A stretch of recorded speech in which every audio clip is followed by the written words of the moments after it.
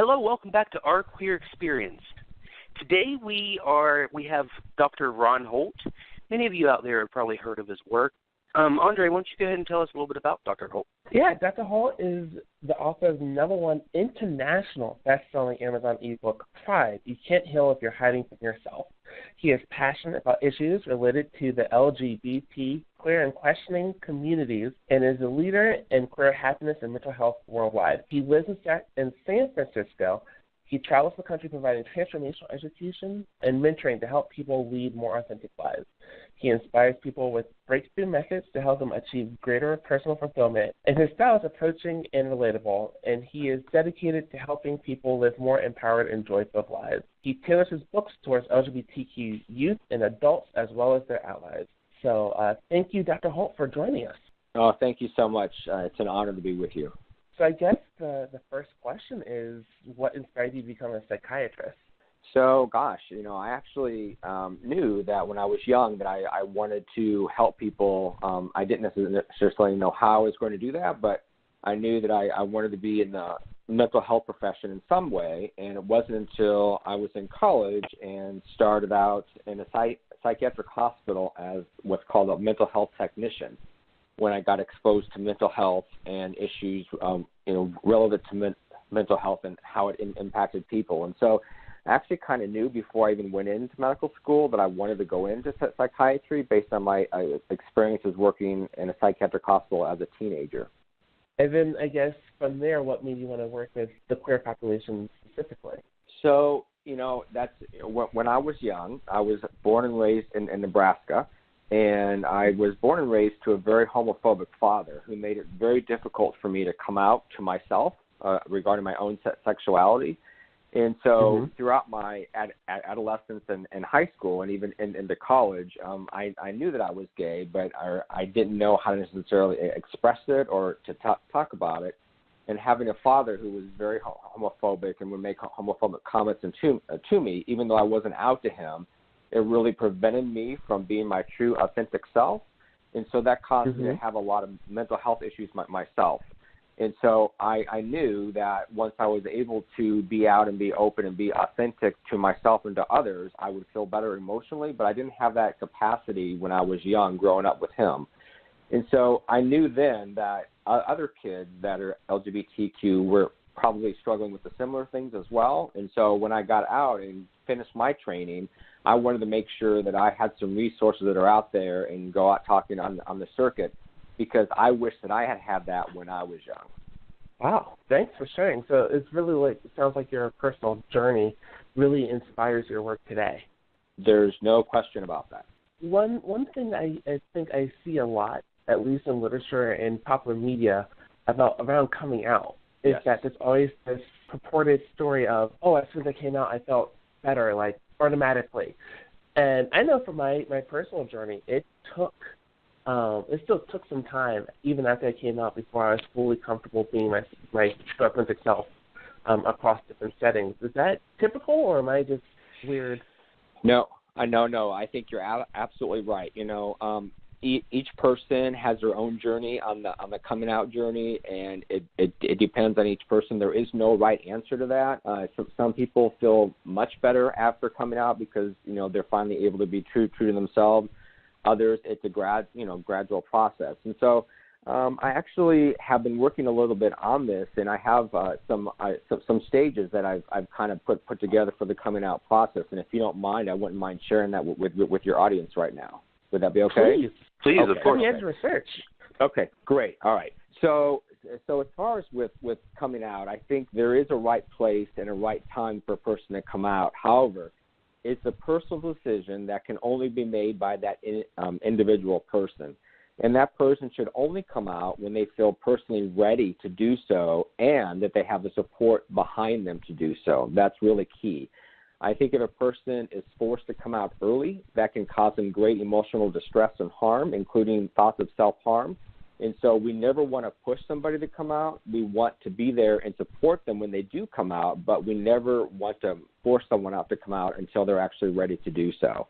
And so there's 4 stages that I've kind of thought through over the years on how I think it works for each person. And the first stage is having periods of uncertainty about your sexual orientation or your gender identity. And you know what? That's totally okay. Each person must take their own time to discover who it is that they are. The most important thing at this stage is to not let others define you or force you to be out. And so for a lot of kids, and as we know, for kids now are starting to realize their sexuality around puberty, which is anywhere from 10 to 13 years old. Back when I was coming out, it was people would come out at a much later age, but now kids are coming out around 10 or 11, and they do know that they do have those thoughts. And so what we have to let them do is kind of work through them on their own. And so when these kids are having these feelings of uncertainty about their sexual orientation or their gender identity, that's a normal stage for them to go through. And there's no time limit as to how long that may occur. It could be someone comes out as early as 9 or 10, or it could be someone says, you know what, I've been struggling with this for years, and I finally came out to myself just, at age 13, 14, 15, or even in their 20s. So stage one is kind of the uncertainty period. Once a person feels inside that they're kind of acknowledging, like, I've had these thoughts, feelings, and, same-sex attractions for quite some time now, I'm going to acknowledge them within myself, then I kind of call that stage two. And at stage two, I feel like there's two things that kind of occur simultaneously. And the first thing is that there's a sense of relief, and you had made mention of that. It's like, okay, I'm coming out to myself, and I kind of feel somewhat better about that. But at the same time, there's the second thing, like, oh, my God, now what, right? I mean, you have these, am I going to be accepted? How do I come out? How are my parents going to react? How are my classmates going to react? What's it going to be like to my coaches, et cetera? So stage two is kind of acknowledging to yourself. It's like, you know what? Yeah, I am gay and or trans or bi, but this is also a very scary time for me because I don't really have a lot of support. And so that's when I kind of think that people should reach out to stage three, which is coming out to people around you that may be accepting. And that may be, say, like a GSA counselor at school, or you may have some best friends that are out and you kind of reach out to them, or maybe it's parents that are very, very supportive. The important thing is to find people that you feel in your mind would be very accepting of you and reach out to them first. It's really, really important for them to build a network around them to make them feel very supportive before they move on to stage four. And so there, in addition, I know that there are, and when I travel the country, I usually go to smaller areas, or rural areas where they don't have a lot of support. So there are a lot of online resource supports as well, and I do have some resources available that are on my website. And so if people wanted to go to my website, it's drronholt.com. That's drronhol.com. They can go down to the resources page and see what's available to them online. So once a person kind of has like a network around them that's very supportive, then I think a person can move on to what I call stage four. And that's coming out to others that are outside your supportive inner circle. And the most important thing above all others is at this stage and also have a safe plan. So, for instance, like if you feel like your parents are homophobic or you don't feel like they're going to be supportive, you should have a plan like, okay, if I come out to them and it doesn't go the way that I want and they maybe have me leave the house for a while or they're not supportive, then maybe have a place to be able to go to, whether it's a grandparent or whether it's a friend or some other adult. But the important thing is to have a safety plan in place so that when you do come out to others, you do have a place to go to in case things don't go the way that you want. All right? So with that being said, I don't want people to think that once they come out to themselves and say come out to maybe a close group of friends, that means that they have to come out to the whole world. We're all different, right? And so we all come out in different stages. And so people need to come out when they feel ready to come out. And if they feel like there's some people that they shouldn't come out to for whatever reason, they totally have the right to not do that. So it's up to each particular person. And what you were mentioning earlier is definitely true, is that, people feel different emotionally, and they have different stages for it. And so sometimes the person may come out to themselves and say, gosh, I still have a lot of work to do inside myself and maybe externally as well. And that's when maybe a person should reach out to someone, maybe to have some counseling sessions, or maybe go speak to a counselor at school, or maybe join a GSA or a QSA at school. Or maybe if you're working, there perhaps may be like a gay and lesbian alliance within the corporate, the company. So it's important to reach out to get those resources so that you don't feel like you're alone. Thanks for sharing. I have a few questions, and I'm sure Bruce does too, so I'll try not to dominate.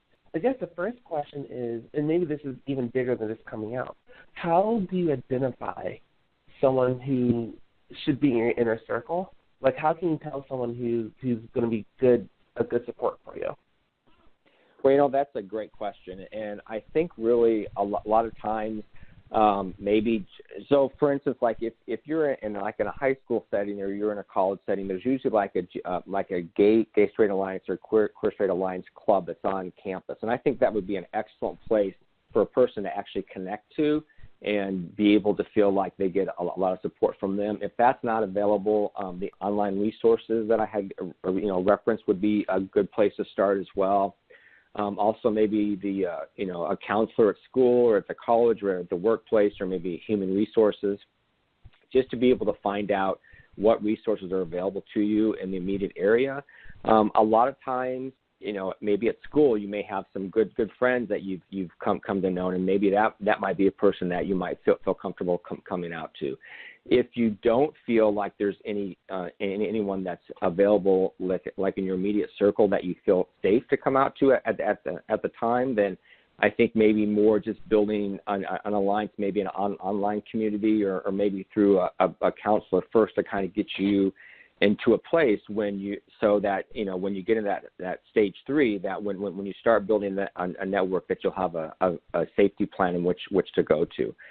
So that kind of leads me to, so you ask about how is it that I know whether it's safe, and so I kind of want to throw it in a little bit reverse direction here and kind of tell your audience members, if you feel like someone that may be struggling with their sexual orientation or their gender identity, here's a way to kind of open the door for them to come out to you, or for them to at least feel safe to come out to you when they're ready to. I talk about this a lot when I travel around the country, and so I'll do 2 examples here. And so let's say one is like a colleague, or I say like a friend at school. It's like, okay, Johnny, you and I have been friends ever since kindergarten.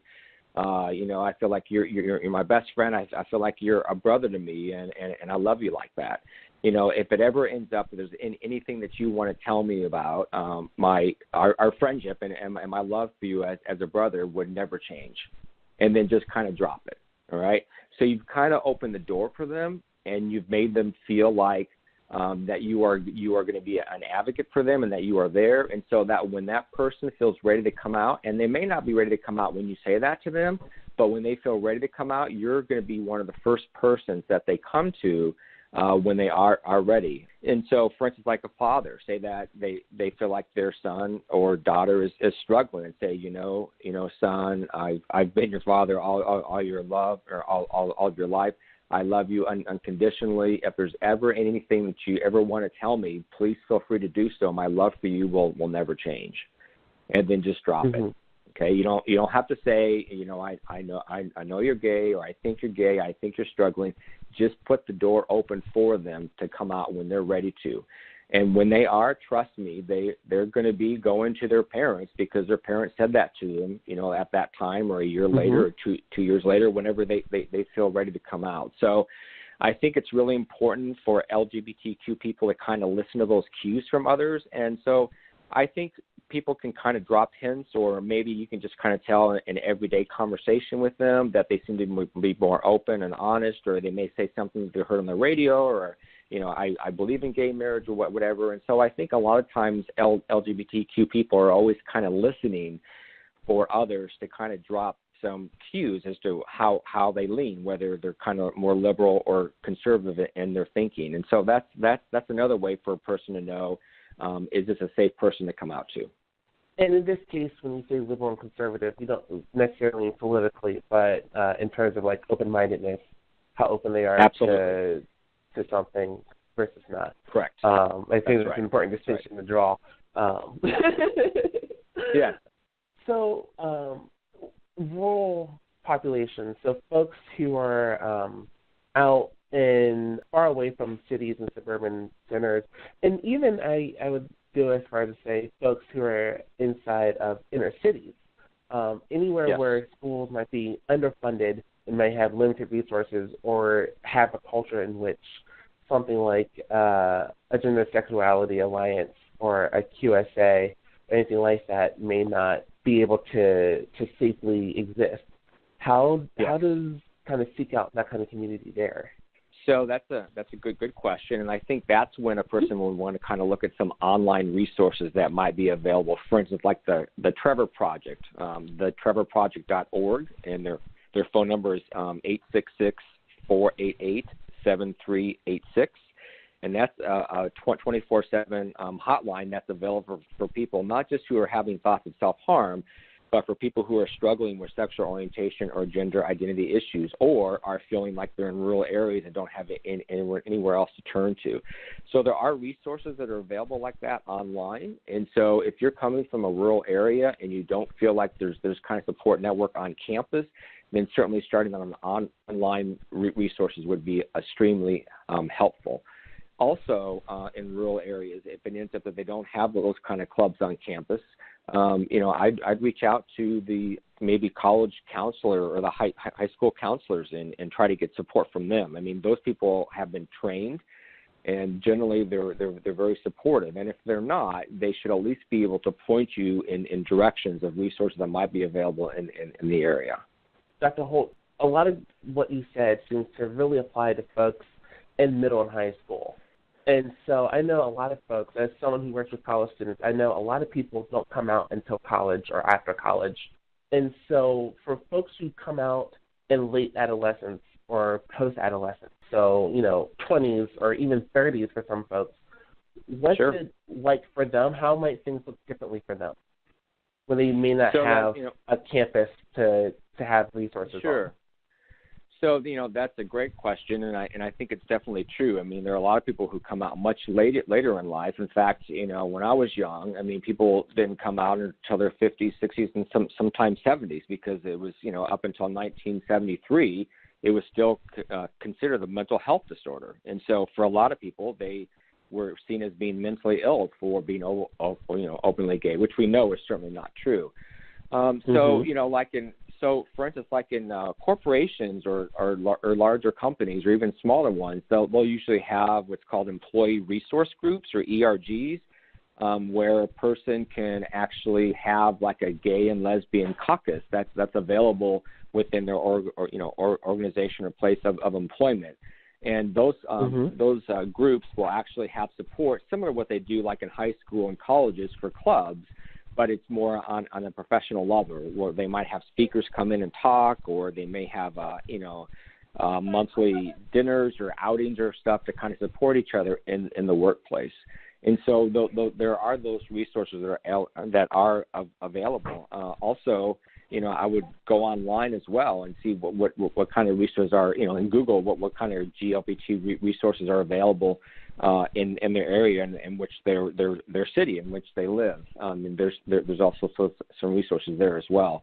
But you brought up a good point, and that is that a person needs to build surround themselves with a safe environment, so that they don't feel like they're alone. I mean, being alone and feeling like discriminated against or being rejected, that's when it kind of can increase the mental health issues that a GLB person's at a higher risk for. And so it's really important to build a safe environment around you. It's actually funny that you kind of segued for me there. I'm one of those people that, I only came out very recently. Folks who listen to the show will know that, I'm still trying to figure out these issues. And I'm realizing that there are parts of myself that, I developed in order to hide my sexuality. And so now that I've, gone through the 4 stages that you've described, I'm finding myself trying to unpack the parts of my personality that are genuine and just what's a facade to keep me in the closet. And I've said this before, in many ways I feel like I'm going through adolescence again. And it's a weird feeling. Is this normal? Like, what happens totally after normal. Okay. All right. You know, that's a great question. And if, for instance, like when I was young, you know, I wasn't able to really come out until, you know, my mid-20s. And as you know, coming out is an ongoing process for people. Each time that we meet someone, we're in a heterosexual society where people automatically assume that you're straight until told otherwise, right? Mm-hmm. And so it's an ongoing process for a lot of us throughout life. With that being said, I mean, so for most kids, when they start to come to realize about their sexual orientation, they're 10, 11, 12 years old, kids in the heterosexual realm, they have all of their years, all throughout high school and college in which to experiment with their sexuality and to grow into saying, gosh, this is the normal part of what it's like to be part of society.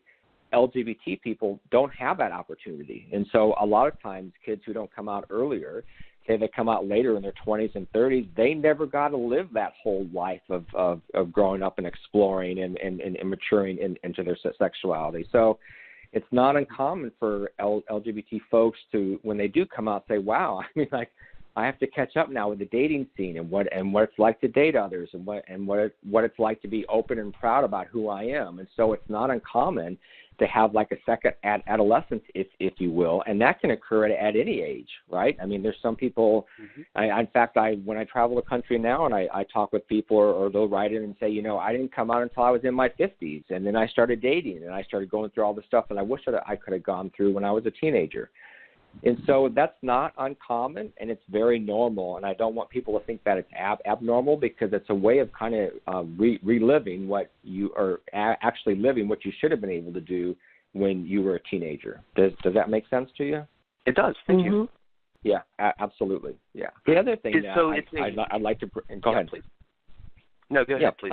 What I also wanted to comment too on the importance of being able to have a supportive network, because of the mental health issues that can come up if a person is feeling rejected, or they're feeling discriminated against, or they're feeling like, you know, they may end up being homeless because their parents don't accept them for who they are. In general, LGBT people, actually lesbian, gay, and bisexual people, are up to 4 times more likely to attempt suicide compared to their heterosexual peers. Mm-hmm. And trans youth and actually adults are up to 9 times more likely to attempt suicide compared to their cis peers. I mean, that's a huge, huge number. In fact, there was a stat I was just reading yesterday that said up to about 41% of trans people at some time during their life actually attempt suicide. So it's almost 1 in 2. So it's a huge, huge crisis, I think. You know, our current administration isn't necessarily putting as much resources to it as they could, and so that makes it even worse. But it's really important that LGBT people have the support, because if not, they're at much higher risk for, you know, the suicide attempts compared to the straight population or cis population, and they're also at higher risk for mental health issues such as depression, anxiety, panic attacks, drug and alcohol addiction, and higher rates of cigarette use as well. And so, and it's not because that's innate. It's not because LGBT people are prone to that. It's because of the way society treats us. Right? It's the, you know, feeling rejected, feeling discriminated against, the chance of increased chance of being homeless or being bullied. All those factors contribute to our mental health. Yeah, that's such an important point that you made at the end. Go ahead, Andre. Go ahead. Yeah, I was just kind of adding on to what Dr. Holt was saying. Like, even the idea of not knowing if you're safe or not, or whether the person in front of you at the coffee shop is going to punch you in the face if he thinks that you're gay, or she's going to make fun of you if she thinks that you're gay, or what have you. So, yeah, definitely, I know that both from my personal life and my professional life, how true that is. Absolutely. Yes. And so, Bruce, what were you saying? I'm sorry to cut you off. No, that's okay. Let's go ahead and wrap up. We are running out of time. So, Dr. Holt, tell us your website again, and how can people connect with you? Yeah, thank you so much. So my website is drronholt.com. So it's drronholt.com. And on there, so I give presentations across the country and welcome the opportunity to speak either on a campus or corporation and talk about how to make it a more safe environment for LGBT students and or employees. And I also have a coming out video series, which I think you guys had seen before, and that's available for free on my website as well. And so for your listeners, I have a free offer too, is that my book, Pride, You Can't Heal If You're Hiding From Yourself, as well as some coloring books that I've written. Those are available on Amazon, but for those who don't have an Amazon account or maybe that don't have resources to purchase a book, they can actually get a free download of it online by going to my website, and that's available for both my book and companion coloring book. And so I want people to feel like they can reach out. They can look at resources that are available on my website. They can download my book, which is actually a pretty good read. And certainly if there's any questions that people have, that they can reach out to me personally. I'm also available on Twitter. Yeah, and Twitter, I have a lot of followers on there, and I tweet out daily, very affirmative tweets. And my Twitter handle is DrRonHolt. So it's the @Dr. Ron Holt. Perfect. I think on Twitter your name pops up as LGBT Shrink. Yes. Yep. So I think if you actually type in either one, I think if you put in LGBTQ Shrink or you type in my name, I should pop up. Fantastic. Awesome. Thank you very much for talking with us today, Dr. Holt. It was a pleasure. Hopefully Well, we can talk to you again. Thank you. Yes, thank you so much. And if you want to have talk about a separate topic on another, podcast, I'd be happy to do that for you. Fantastic. We appreciate Thank it. you so much. Probably, for those of you at home listening, come back on Monday and have a great day. Thank you. Bye-bye. Bye, y'all.